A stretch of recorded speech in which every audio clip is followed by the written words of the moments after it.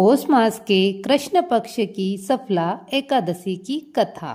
श्री युधिष्ठिर बोले, हे नाथ, अब कृपा करके पौष मास के कृष्ण पक्ष की एकादशी की कथा विस्तार पूर्वक कहिए। श्री कृष्ण ने कहा, हे राजन, आपको धर्मज्ञ जानकर ही मैं सफला एकादशी व्रत की विधि और फल कहता हूँ, जो मुझे अति प्रिय है।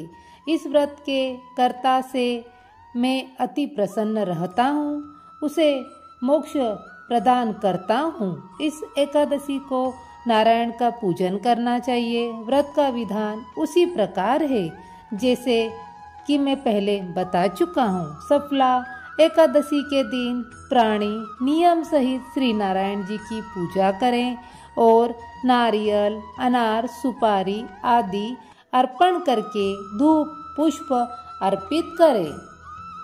रात्रि को दीपदान करके जागरण करें। इस व्रत के समान कोई अन्य व्रत नहीं है। 5000 वर्ष तक तप करने का फल इस व्रत के करने से मिलता है। एक समय चंपावती में महिष्मान नामक राजा था। उसके 4 बेटों में बड़ा बेटा महान पातकी था। वह वेश्याओं के यहाँ धन नष्ट करता था और देवता, ब्राह्मण, वैष्णव आदि की निंदा करता था।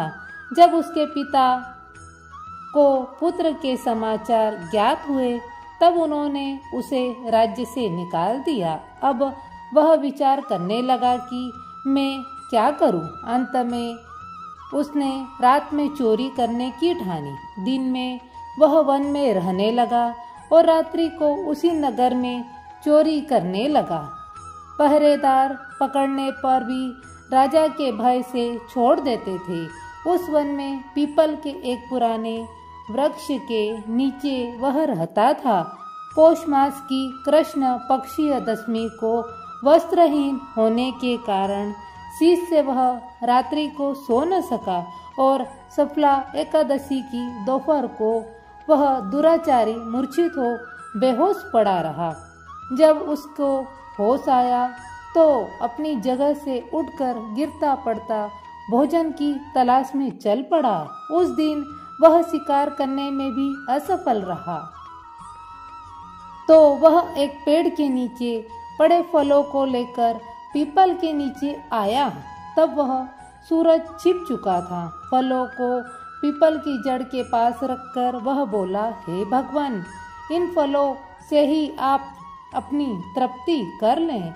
ऐसा कहकर वह अपनी करनी पर पश्चाताप करने लगा। उसके व्रत और जागरण से भगवान प्रसन्न हुए और उसके सब पाप नष्ट हो गए। सुबह होते ही सजा हुआ एक सुंदर घोड़ा उसके पास आकर खड़ा हो गया। तभी आकाशवाणी हुई, हे राजकुमार, भगवान नारायण के प्रभाव से तेरे सब पाप समूह नष्ट हो गए हैं। अब अपने पिता के पास पहुंचकर राज्य प्राप्त कर ले। आकाशवाणी सुनकर वह सुंदर वस्त्रों को पहनकर अपने पिता के सामने जा पहुंचा। पिता उसको राज्य सौंपकर स्वयं भजन पूजन करने वन को चले गए। अब वह शास्त्र की नीति के अनुसार राज्य करने लगा। उसकी पत्नी, पुत्र आदि भगवान नारायण के परम भक्त बन गए। भक्ति पूर्वक जो व्यक्ति सफला एकादशी का व्रत धारण करता है, उसको अपने कार्यों में